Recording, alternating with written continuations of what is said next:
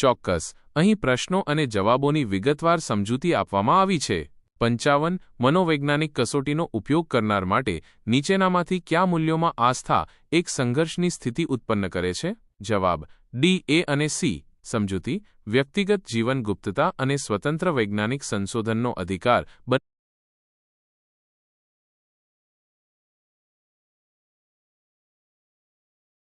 ચોક્કસ. અહીં પ્રશ્નો અને જવાબોની વિગતવાર સમજૂતી આપવામાં આવી છે.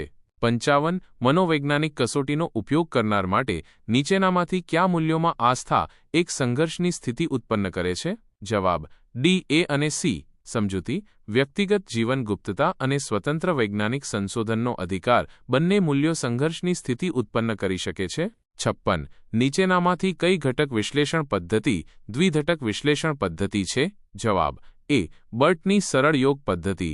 સમજૂતી: બર્ટની સરળ યોગ પદ્ધતિ એ દ્વિઘટક વિશ્લેષણ પદ્ધતિ છે.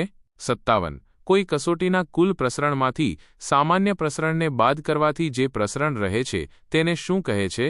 જવાબ બી. અનુપમ પ્રસરણ. સમજૂતી: અનુપમ પ્રસરણ એ સામાન્ય પ્રસરણને બાદ કર્યા પછી બાકી રહેલું પ્રસરણ છે. 58 કોઈ કસોટીના સર્વસામાન્ય ઘટકોના પ્રસરણના સરવાળાને શું કહે છે?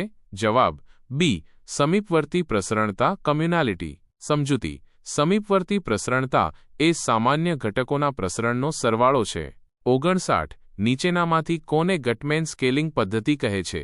જવાબ સી. સ્કેલોગ્રામ. સમજૂતી: સ્કેલોગ્રામને ગટમેન સ્કેલિંગ પદ્ધતિ પણ કહેવામાં આવે છે. 60 ઘટક વિશ્લેષણ પદ્ધતિનો ઉપયોગ નીચેનામાંથી કઈ બાબતમાં કરવામાં આવે છે? જવાબ સી. વિગત વિશ્લેષણ માટે. સમજૂતી: ઘટક વિશ્લેષણ પદ્ધતિનો ઉપયોગ વિગત વિશ્લેષણ માટે થાય છે. 61 ઘટક વિશ્લેષણ પદ્ધતિને અન્ય કયા નામે ઓળખવામાં આવે છે? જવાબ એ. કરકસરનો નિયમ. સમજૂતી: ઘટક વિશ્લેષણ પદ્ધતિને કરકસરનો નિયમ પણ કહેવામાં આવે છે. 62 કોઈ શિક્ષક ઉત્તરવહી તપાસવામાં વિદ્યાર્થીઓને બહુ ઓછા ગુણ આપે છે તો તેનામાં કયા પ્રકારની રેટિંગ ભૂલ જોવા મળે છે? જવાબ બી. કઠોરતાની ભૂલ. સમજૂતી: કઠોરતાની ભૂલમાં રેટર હંમેશા ઓછા ગુણ આપે છે. 63 વ્યક્તિના એવા લક્ષણો જે અમૂર્ત હોય તથા પરસ્પર વ્યાપી હોય ત્યારે તેના રેટિંગમાં કયા પ્રકારની ભૂલ થવાની સંભાવના રહે છે?